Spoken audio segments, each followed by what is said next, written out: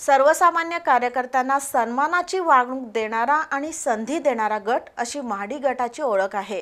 कार्यकर्त्यांचा सन्मान राखून त्यांना योग्य वेळी संधी दिली जाईल अशी ग्वाही माजी आमदार महादेवराव महाडिक यांनी दिली।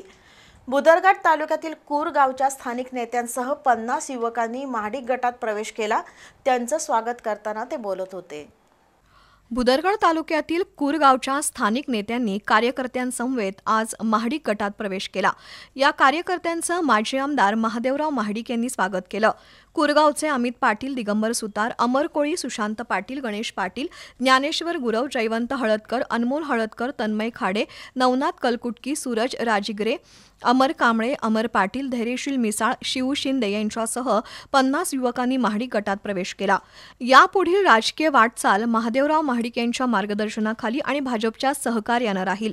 तसंच युथ आयकॉन कृष्णराज महाडिक यांच्या सोबत कार्यरत राहू असं या युवकांनी स्पष्ट केलंय।